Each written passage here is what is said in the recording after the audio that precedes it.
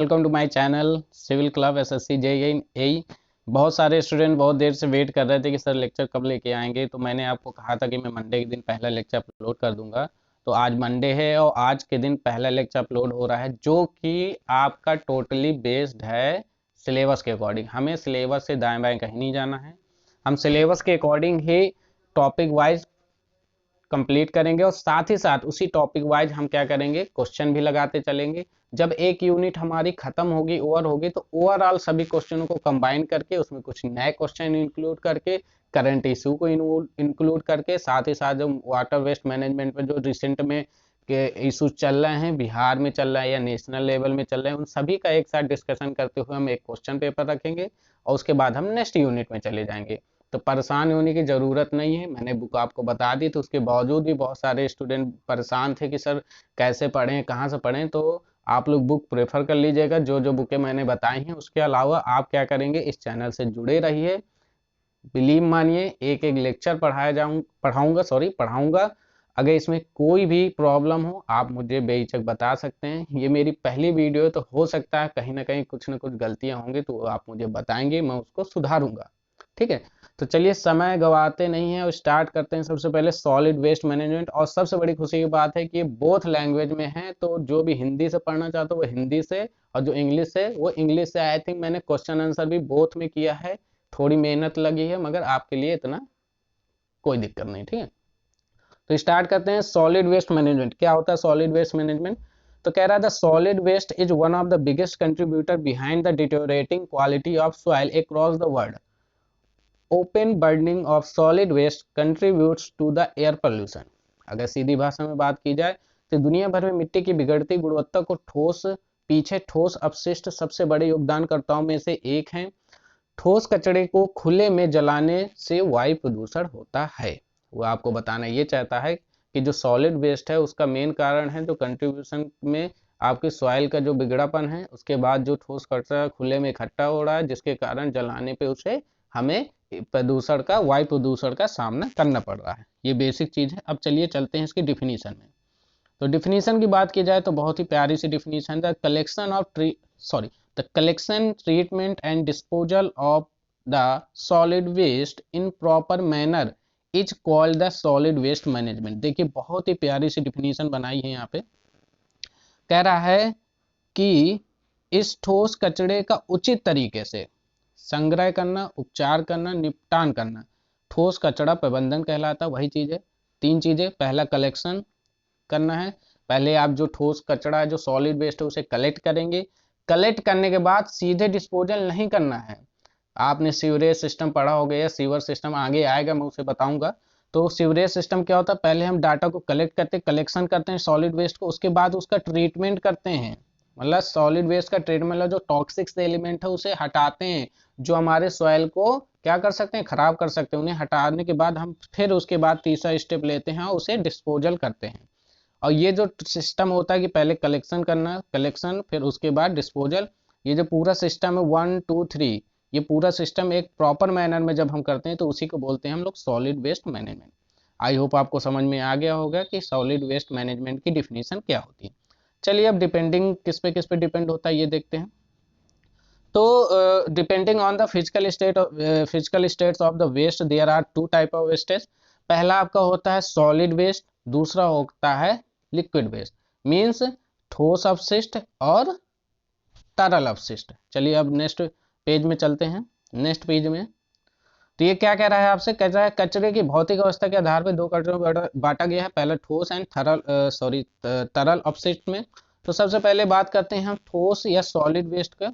तो क्या कह रहा है, यहाँ देखेंगे solid waste are disposed material. मैं यहाँ पे देखना चाह रहा हूँ, solid waste are disposed material. कैसा मटेरियल होना चाहिए, disposed material that have resultant from industries.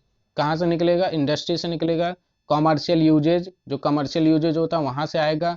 Mining से आएगा, एग्रीकल्चर से आएगा, एंड हाउस होल्ड और द कम्युनिटी एक्टिविटी।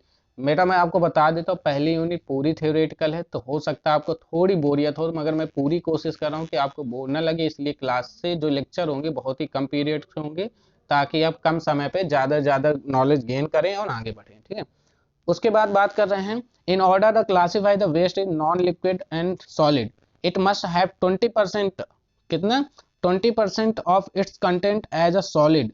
तो आपको पता होना चाहिए कि अगर 100% आपका पूरा वेस्ट है तो उसमें 20% वेस्ट किस में होता है, सॉलिड में होता है। And must not be liberated any liquid while transporting.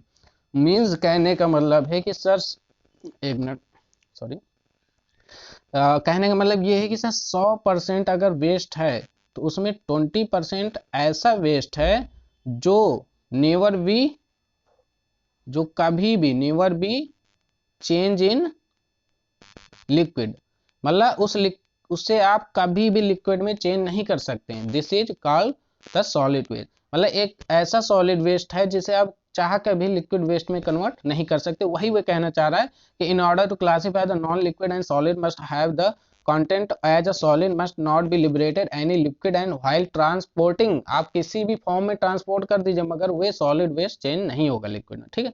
तो इस चीज को याद रखेंगे।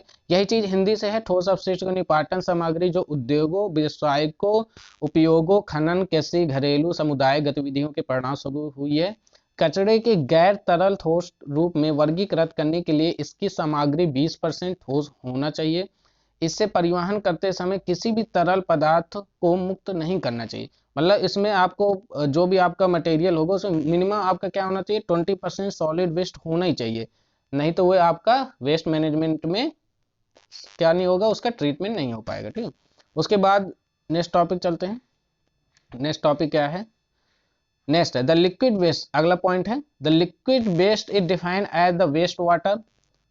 क्या कह रहा है, liquid waste define as the waste water. Waste water होना चाहिए, फैट होता है, ऑयल्स होती है, उसमें ग्रीस भी होता है, जिसे बोलते हैं फॉग। फॉग क्या बोलते हैं, फैट ऑयल ग्रीस, इसका एक कॉम्बिनेशन फॉर्म होता है जिसे हम शॉर्ट में फॉग बोलते हैं। फॉग वो नहीं जो डीओ वाला फॉग, ठीक है। फॉग का मतलब है fats, oil and grease, okay. And sludges जो आपके घरों से निकलता है। हैजार्डस हाउस होल्ड जो खतरनाक हाउस होल्ड लिक्विड होता है जो सीवरेज से निकलता है। That are the harmful for the potentially harmful to humans and their environments, ठीक है। इसे हिंदी में देखेंगे कि तरल अपशिष्ट को अपशिष्ट जल, तरल अपशिष्ट को अपशिष्ट जल, वसा, तेल, ग्रीस या कीचड़ खतरनाक घरेलू तरल पदार्थ के रूप में परिभाषित किया गया जो मानव या पर्यावरण के लिए क्या है, हानिकारक साबित होते हैं, ठीक है। तो ये चीज है। उसके बाद टाइप ऑफ बात करते हैं। आपको बड़े आराम से समझना है, ये थ्योरेटिकल है, चीजें आराम आराम समझेंगे, समझ में आएगा, ठीक है। टाइप ऑफ सॉलिड वेस्ट की बात की जाए तो यहाँ पे दो टाइप होते हैं। पहला होता है आपका हैजार्डस वेस्ट, दूसरा होता है non hazardous waste. Hazardous waste क्या होता है, आपका खतरनाक अपशिष्ट होता है। नॉन हैजार्डस वेस्ट गैर खतरनाक अपशिष्ट के अंतर्गत आता है, ठीक है। चलिए अब इसके बारे में आगे डिस्कस करते हैं। सबसे पहले बात करते हैं हैजार्डस वेस्ट की। तो the waste generated in industry hospitals are generally hazardous waste in nature. मतलब सर ऐसा वेस्ट जो इंडस्ट्री से और हॉस्पिटल से जनरेट होता है या जनरली फॉर्म होता है इन नेचर, प्रकृति में, दैट इज कॉल्ड आपका हैजार्डस वेस्ट। जिसके अंतर्गत क्या आ सकता है, टॉक्सिक सब्सटेंस आ सकते हैं, विषैले पदार्थ आ सकते हैं, resources conservation and recovery act आ सकते हैं, ठीक। इतनी चीजें आती हैं आपके। इसी में आगे पढ़ते हैं। और साथ ही साथ क्या कह रहा है, and have come up with 4 important characteristic that can be defined as waste as hazardous. अब देखिए हैजार्डस वेस्ट हिंदी में मैंने एक्सप्लेन कर दिया है इसको। हैजार्डस वेस्ट अपशिष्ट, खतरनाक अपशिष्ट क्या होते हैं, उद्योगों, अस्पतालों में उत्पन्न अपशिष्ट आमतौर पर प्राकृतिक खतरनाक होते हैं क्योंकि इसमें जहरीले पदार्थ होते हैं। संसाधन संरक्षण पुनरावृत्ति अधिनियम 4 महत्वपूर्ण विशेषताओं के साथ इन्हें कचरे के खतरनाक रूप में परिभाषित किया गया है, जिसमें से पहला क्या है, 4 दिए हैं, 3 है, सॉरी 3 है, या इसी को टोटल 4 कैसे, जैसे पहला है this is reactivity, first one is reactivity. उसके बाद इग्निशियबिलिटी है जो इग्निशन पॉइंट होता है। उसके बाद कोरोसिविटी है, कोरोजोविटी भी पढ़ सकते हैं, टॉक्सिसिटी है। तो सबसे पहले एक एक करके सब, इसी को प्रतिक्रियाशीलता भी बोलते हैं, ज्वलनशीलता भी बोलते हैं, संक्षारकता भी बोलते हैं या विषाक्तता भी बोलते हैं, ठीक है। सबसे पहले बात करते हैं रिएक्टिविटी। रिएक्टिविटी क्या होती है, रिएक्टिविटी कह रहा है the substance that are reactive are in an unstable condition normally and cause explosion and, इसमें इस पेज में नहीं, एक्सप्लोजन एंड, नेक्स्ट के बाद produce toxic fumes and gases when in contact with water. देखिए इसमें आपको इस लेक्चर में ये बहुत बड़ा बेनिफिट मिलेगा कि जिन बच्चों को इंग्लिश में नहीं क्लियर हो रहा वो हिंदी में देख लेंगे, और जिनको हिंदी में नहीं क्लियर हो रहा वो इंग्लिश में एक बार देख ले। कभी कभी ऐसी चीजें होती हैं कि जो हिंदी में पढ़ने में समस्या का समाधान नहीं हो पाता, मगर उसे आप इंग्लिश में पढ़ेंगे तो जल्दी समझ में आ जाता है, तो आपके लिए बेस्ट है। प्रतिक्रियाशीलता जिसे रिएक्टिविटी बोलते हैं, क्या कह रहा है, पदार्थ के प्रतिक्रियाशीलता होते ही समान रूप से अस्थिर स्थिति में, अनस्टेबल कंडीशन में पानी के संपर्क में विस्फोट का कारण बन सकते हैं, जहरीले धुएं हो सकते हैं, गैसों का उत्पादन कर सकते हैं। मतलब सर कुछ ऐसे टॉक्सिक एलिमेंट होते हैं जो पानी के साथ क्या होते हैं, अनस्टेबल क्रिया करके क्या हो सकते हैं, विस्फोट उत्पन्न कर सकते हैं। जैसे बहुत सारे आपके केमिकल इक्विपमेंट होते हैं, केमिकल मटेरियल जिन्हें पानी में डालने पे एकदम से विस्फोट आने लगता है, तो इस टाइप के element that is called the reactivity. उसके बाद कहते हैं इग्निशियबिलिटी। इग्निशियबिलिटी मतलब क्या होता है, the substance that can be easily ignite and burn at the vigorous and persistent rate. ठीक है, जोरदार और लगातार जिसका मतलब होता है, यहाँ पे देखिए बहुत अच्छी डिफिनेशन, हिंदी में समझने की कोशिश करिए।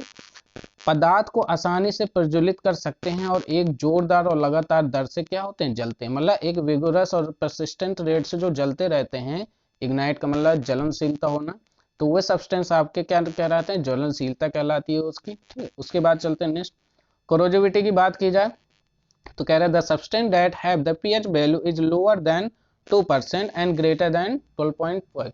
मतलब लोअर देन 2% मतलब क्या हो गया यहाँ पे, एसिडिक हो गया, मीडियम, सॉरी एसिडिक हो गया मीडियम।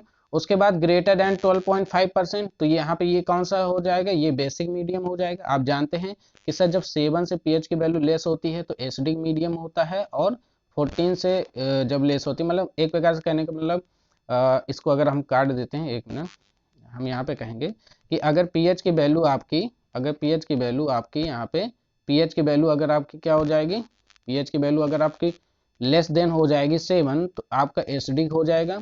और जैसे पीएच की वैल्यू आपकी ग्रेटर देन 7 होगी तो क्या हो जाएगा, आपका बेसिक सॉल्यूशन हो जाएगा। ठीक है, तो आई होप आपको समझ में आ गया होगा। तो कह रहा है कि अगर वह मटेरियल जिसका पीएच वैल्यू या तो 2 से कम हो या 12.5 से ज्यादा हो, तो वो सब मटेरियल क्या होंगे, कोरोजिव मटेरियल होंगे और आपके सॉलिड वेस्ट के अंतर्गत आएंगे। ठीक, उसका नेक्स्ट चलते हैं। नेक्स्ट में कह रहा है, ये चैनल का नेम है एसएससी सिविल क्लब एसएससी जे। संक्षारण की बात करते हैं हम लोग, वही जो मैंने अभी कोरोजिविटी बताया है, वो पदार्थ जिनका पीएच स्तर, वो पदार्थ जिनका पीएच स्तर 2 से कम या 12.5 से अधिक होता है, वे धातु की सतह को संक्षारक करने के लिए क्षमता होती है। वो प्रकृति में क्या कहलाते हैं, संक्षारक या कोरोजिव मटेरियल कहलाते हैं। मतलब सर ऐसे मटेरियल जिसका पीएच वैल्यू 2 से कम और बेसिक वैल्यू 12.5 से ज़्यादा होती है। ठीक, उसके बाद पढ़ते हैं नेक्स्ट वन है toxicity. The substance that can are harmful and एक मिनट, substance that can be harmful और fatal for human consumption and toxic in nature. पहले कह रहा है हार्मफुल होना चाहिए, फैटल फॉर ह्यूमन के लिए, कंजप्शन करते हैं, टॉक्सिक इन नेचर मतलब पदार्थ जो मानव उपभोग के लिए हानिकारक होते हैं, घातक होते हैं और प्रकृति में विषाक्त पैदा करते हैं, वो सब आपके टॉक्सिसिटी एलिमेंट कहलाते हैं। उसके बाद जैसे हैजार्डस एग्जाम्पल, हैजार्डस वेस्ट के कौन कौन से होते हैं, देखो पेस्टिसाइड्स होते हैं, पेस्टिसाइड्स होते हैं, इनपेस्टिसाइड्स होते हैं, पेंट्स होते हैं, क्लीनर्स होते हैं, बैटरीज होता है, कैरोसिन ऑयल होता है, क्लोरीन होता है, ब्लीचिंग होता है, परसिस्टेंट होता है, ड्रग्स होते हैं, माउथ बाल्स होते हैं, फायर एक्सटिंग्विशर होता है, टॉयलेट क्लीनर होता है, मेडिकल वेस्ट होता है और रेडियो एक्टिव वेस्ट होते हैं। ठीक है, ये सब आपके क्या हैजार्डस मटेरियल के एग्जाम्पल। देखो आपसे क्वेश्चन ऐसे ही पूछेगा, पूछ लेंगे कि टॉयलेट क्लीनर कौन सा वेस्ट आता है, हैजार्डस होता है कि नॉन हैजार्डस होता है, रेडियो एक्टिव वेस्ट किस में आता है, हैजार्डस वेस्ट होता है कि नॉन हैजार्डस वेस्ट होता है, तो ये आपको याद रखना है। इसी तरह जैसे हिंदी में बताया कीटनाशक पेंट क्लीनर बैटरी, तो आई होप इसकी हिंदी तो नहीं बताने लायक है, ये आप आसानी से समझ सकते हैं, मगर फिर भी आपको मैंने दे दिया है। क्लोरीन, ब्लीचिंग, नुस्खे वाली गोलियां, मेथेबॉल, अग्निशामक यंत्र, शौचालय क्लीनर, चिकित्सा अवशिष्ट, रेडियोधर्मी कचरा, ये सब आता है जो भी उसके अंदर। ठीक, उसके बाद करते हैं नॉन हैजार्डस वेस्ट। तो नॉन हैजार्डस वेस्ट के अंतर्गत क्या आ जाता है, the waste which do not form the people health और environment directly, whose disposal is less stringent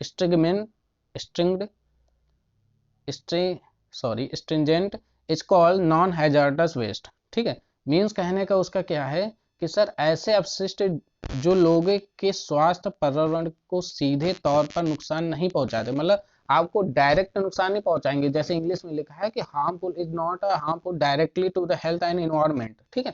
तो मतलब डायरेक्टली आपको पर्यावरण में सीधे तौर पर नुकसान नहीं पहुंचाते हैं, जिनका निपाटन कम कठोर होता है, वे गैर खतरनाक कचरे के अंतर्गत आते हैं। इन्हें 2 पार्ट में डिवाइडेड किया जाता है, जिसमें पहला पार्ट आपका आता है म्युनिसिपल सॉलिड वेस्ट और दूसरा पार्ट आपका आता है नॉन म्युनिसिपल सॉलिड वेस्ट, जिसे हिंदी में बोलते हैं शहरी, या इसी को आप लोग बेटा पढ़ेंगे नगरी, शहरी हो या नगरी तो आप होगा नगरी ठोस अपशिष्ट और गैर नगर पालिका या नगरी ठोस अपशिष्ट, ठीक है। तो इसके अंतर ये आएंगे।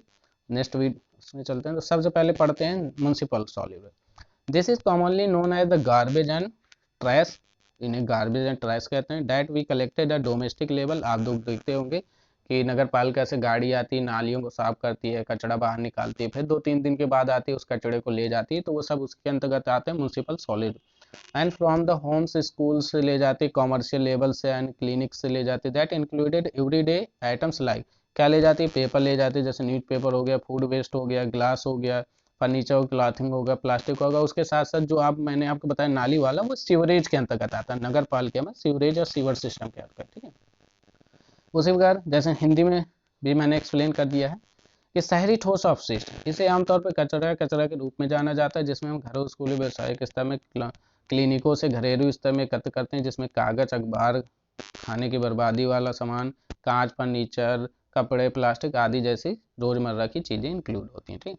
नॉन म्युनिसिपल सॉलिड वेस्ट क्या होता है, the agriculture waste, construction waste, automobile waste. देखो उसमें क्या कहा जाता है, देखो आपका एग्रीकल्चर वेस्ट हो सकता है, कंस्ट्रक्शन वेस्ट होता है, ऑटोमोबाइल वेस्ट हो सकता है, बॉडीज मतलब कंबसन ऐश हो सकती है, जो आप जलाने के बाद जो बचता है आपकी राख, माइनिंग वेस्ट हो सकता है, इंडस्ट्रियल वेस्ट हो सकता है, ठीक है।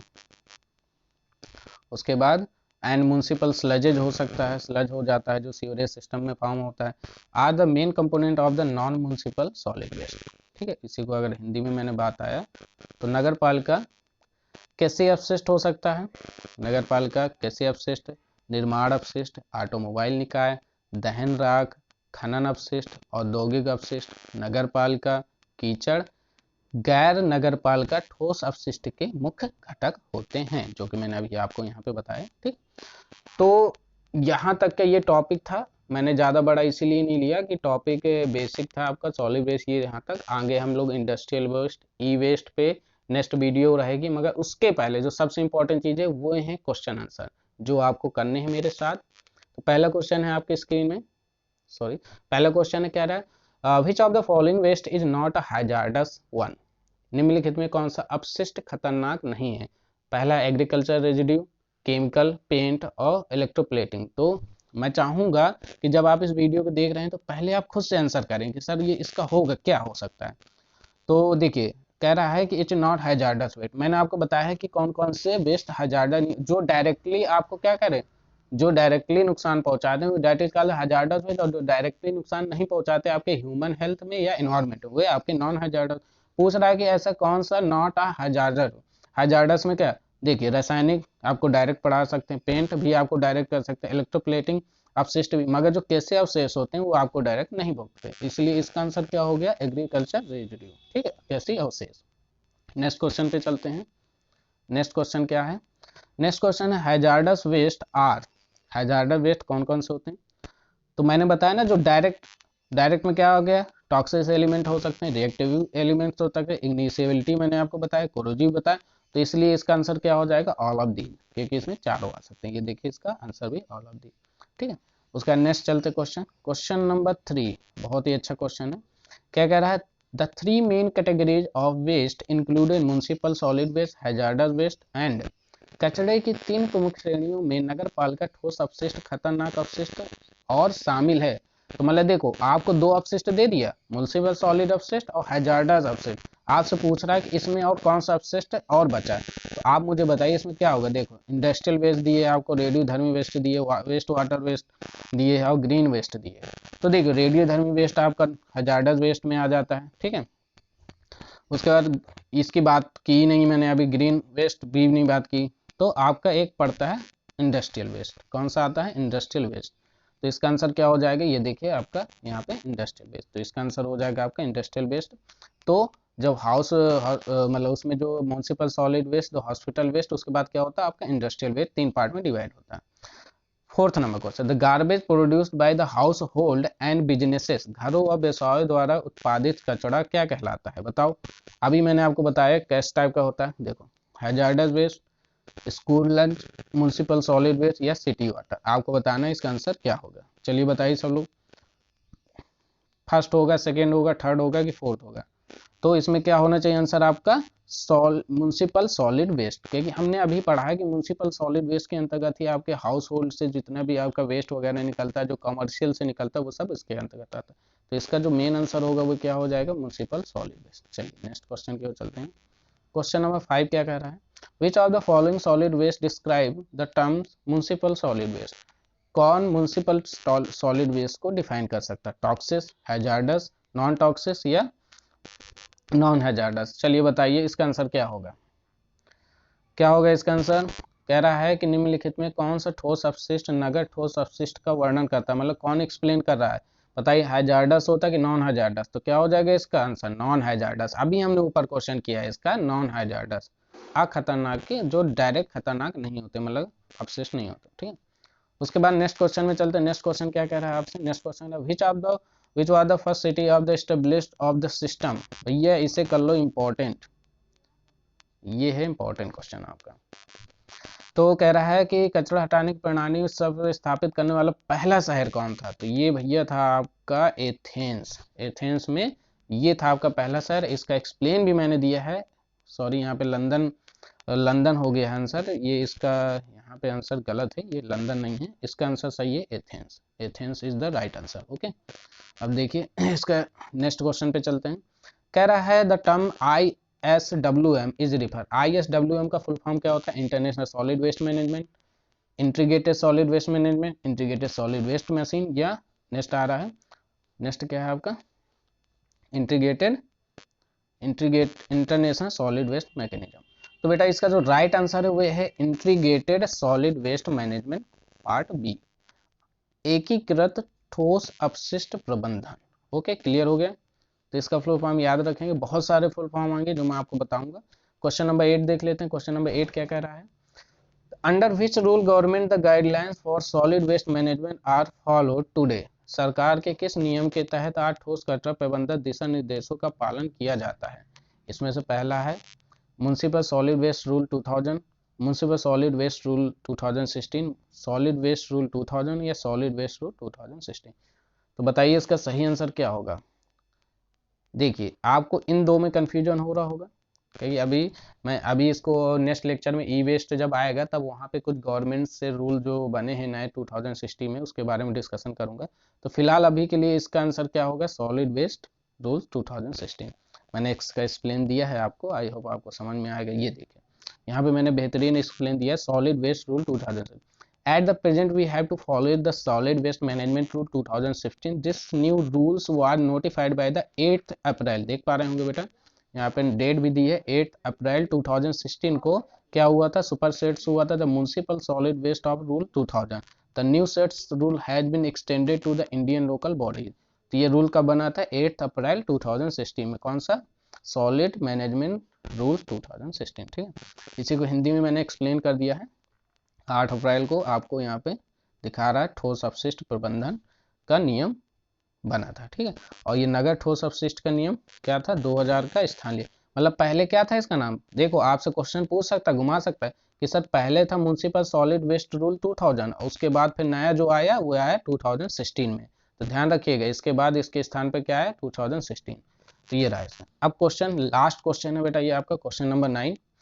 क्वेश्चन नंबर 9 क्या कह रहा है आपसे, कह रहा है कि the average consumption of municipal solid waste में क्या क्या कंज्यूम होता है। तो देखो 41% ऑर्गेनिक, इस तरह 40% इनर्ट और 60% रिसाइकलेबल। तो इसका जो राइट आंसर है मैं आपको बता दे रहा हूँ, डायरेक्ट बता दे रहा हूँ, इसका जो राइट आंसर होगा वो होगा आपका, एक मिनट, ए पार्ट होना चाहिए इसका आंसर, ए पार्ट।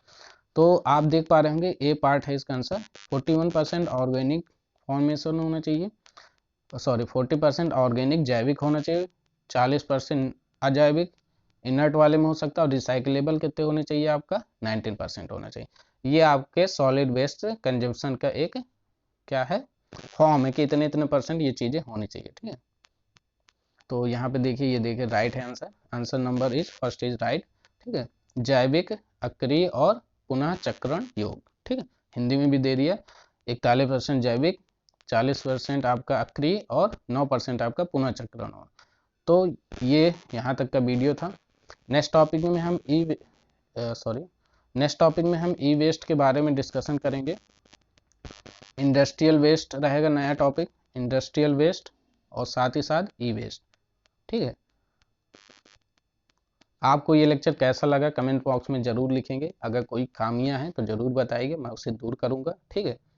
तो आज के लिए इतना ही, फिर कल मिलते हैं नेक्स्ट वीडियो के साथ, नेक्स्ट एक्साइटमेंट के साथ। ओके, सो बाय बाय।